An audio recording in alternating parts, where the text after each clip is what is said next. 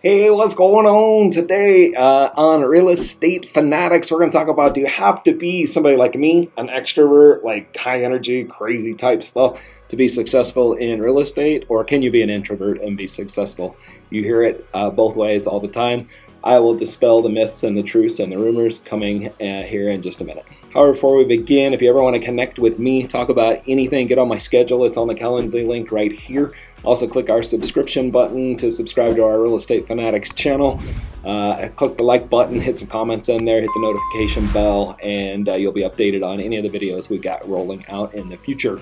So, do you have to be an extrovert? Do you have to be like me, a little bit more jovial, a little bit more charismatic, a little bit more excitable? You see things on Facebook, social media, as sometimes how realtors are kind of like the little bit of the wild and the life of the party and all of those kind of things you see on the glitz and the glamour of it all. These people always look like they're kind of high profile, super social, interactive people.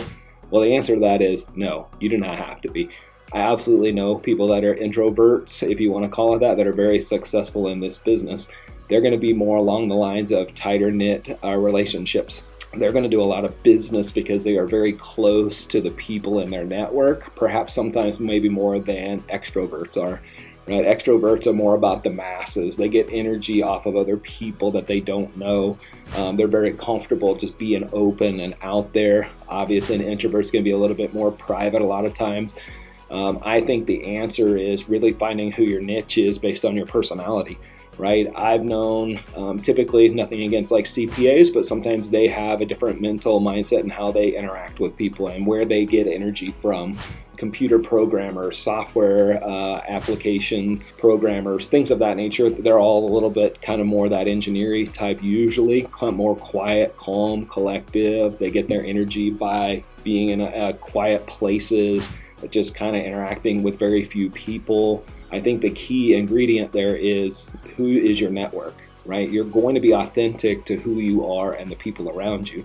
So if you are in that introvert stage where, or personality, or however you want to define that, essentially you're going to want to look to the people that are close to you and they have relationships with you. They can absolutely refer you out to other people, right? It doesn't mean you have to be the one out there doing.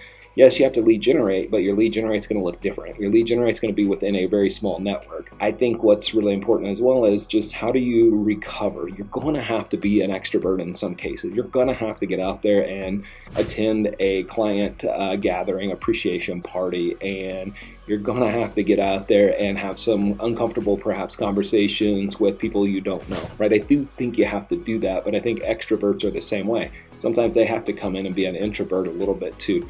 I can be appeared on the outside to be extremely extroverted. I do get energy by talking with lots of different people, but at the same time, sometimes when I go home at night, I want to shut it all down. Like, I am tired of talking to people. I don't want to talk to anybody. Like, I need to get re-energized, and sometimes I just do that by sitting in a quiet place, watching a baseball game or something on TV that's sports related. I do have to check out, and I think introverts are the same way, right? If they have to be out on 2 or 3 Zoom calls, 4 Zoom calls, if they have to be out in the public at social events, their energy is going to drain quickly, right? And they've got to go recharge. And the way they do it, obviously, is to go back into a quiet place and kind of recover and go from there. So I think the key things between being an extrovert and an introvert is they both are super successful in the business. I don't think there's a right or wrong way to do it. I think it's when they're not authentic to themselves. If you've got an introvert that's trying to schedule and throw a whole bunch of parties, and that's not their comfort zone, it's going to be difficult, I think, for them to pull that off, because that's just not where they enjoy their time in business.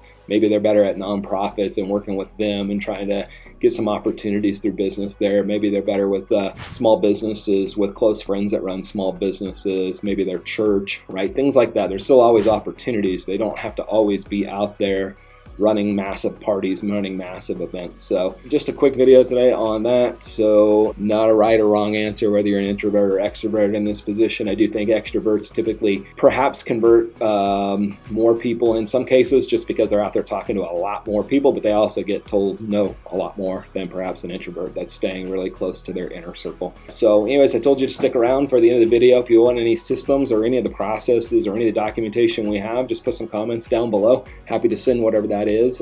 We do have a lot of that stuff out there. So hit the subscription button down below, notification bell, like our videos if you don't mind, and hit me on the Calendly link that was provided, and happy to have any further conversations with you. Thanks.